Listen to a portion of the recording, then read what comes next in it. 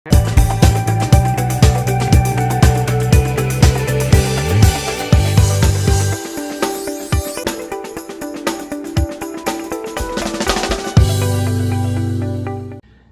मैं Shivanand Shukla English television watch के YouTube channel में आपका स्वागत करता हूं। प्रवर्तन निदेशालय एनफोर्समेंट डायरेक्टोरेट, जिसको आम भाषा में हम लोग ईडी के रूप में ज़्यादा जानते हैं, foreign exchange management act FEMA और prevention of money laundering act के अलग अलग धाराओं में जो पिछले 4 वर्षों में मामला रजिस्टर किए हैं, पंजीकृत किए हैं, उसमें 500% से भी ज़्यादा की वृद्धि हुई है अगर पिछले वर्षों से उसकी तुलना की जाती है। तो वहीं 2004 से 14 की तुलना में 2014 से 2022 तक में जो ईडी के द्वारा सर्च किए गए हैं उसमें 2500% से भी ज़्यादा का इजाफा हुआ है। अगर हम सरकारी आंकड़ों पर गौर करें, जो कि इंग्लिश टेलीविजन वाच में छपा है, तो बहुत ही चौंकाने वाले आंकड़े हमारे सामने आते हैं। 2018-19 में जहां टोटल 125 केस ईडी ने रजिस्टर किए थे, वहीं 2021-22 में यह बढ़कर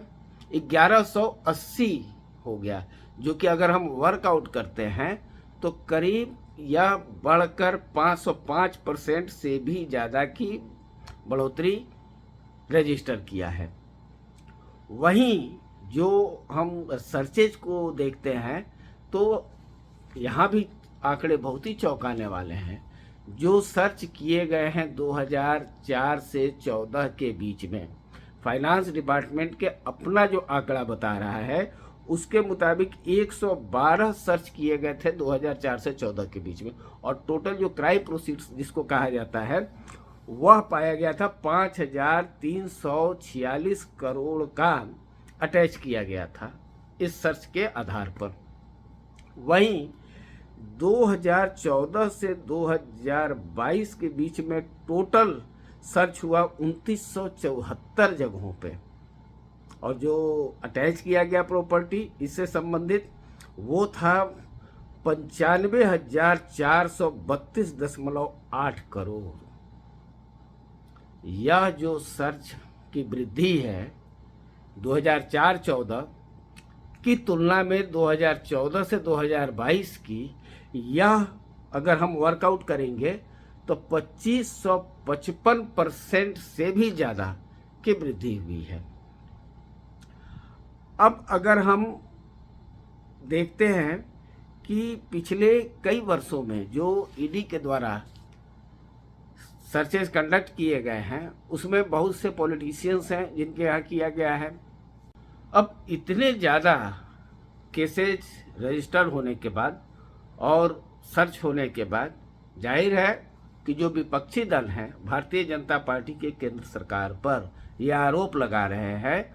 कि सरकार अपने राजनीतिक प्रतिद्वंदियों के खिलाफ ईडी और सीबीआई को हथियार के रूप में इस्तेमाल कर रही है। वहीं सरकार का कहना है कि जो रेड्स हुए हैं, जो सर्च कंडक्ट किए गए हैं, वो जो सरकार का अपना जो अपना कमिटमेंट है मनी लॉन्ड्रिंग को रोकने के लिए, और साथ साथ में जो एडवांस टेक्नोलॉजी आई है उसका यूज करके, उसका उपयोग करके जो इंटेलिजेंस गैदर किया गया है इकोनॉमिक ऑफेंस को लेकर, इस वजह से इतने सारे रेड्स कंडक्ट किए गए हैं और सर्चेज भी हुए हैं। सरकार का ये भी कहना है कि जो कॉम्प्लेक्स केसेस थे उस पर जो फर्दर इन्वेस्टिगेशन हुआ उसमें और भी जो आरोपी सामने आए, तो इस वजह से चूंकि मनी लॉन्ड्रिंग के केस में बहुत से नए नए आरोपी आए और जो पहला जो केस था उसके इन्वेस्टिगेशन और उससे जो लीड मिला और जो कॉम्प्लेक्स केसेस थे इनकी जांच के बाद और भी नाम सामने आए, और जिसकी वजह से इस तरह के रेड और सर्चेज का दायरा बढ़ता चला गया। तो इस तरह से एनफोर्समेंट डायरेक्टोरेट के द्वारा लगातार पिछले कुछ वर्षों से केस रजिस्टर किया जा रहा है और अधिक से अधिक सर्च की कार्रवाई की जा रही है। यहाँ आपको ये हम बता दें कि एनफोर्समेंट डायरेक्टोरेट का काम है, 3 एक्ट है, जिसमें कि एक तो हो गया फॉरेन एक्सचेंज मैनेजमेंट एक्ट, दूसरा हो गया prevention of money laundering act और तीसरा है फ्यूजिटिव इकोनॉमिक ऑफेंडर्स एक्ट 2018। तो ये इन्वेस्टिगेटिंग एजेंसी को यह टास्क दिया हुआ है कि जो इन सारे एक्ट के प्रोविजन हैं उसको ग्राउंड पर एनफोर्स करे। तो ये है एनफोर्समेंट डायरेक्टोरेट के द्वारा की गई कार्रवाई के पिछले कुछ वर्षों का जो कार्रवाई की गई उसके आंकड़े। अगले वीडियो तक के लिए धन्यवाद, नमस्कार।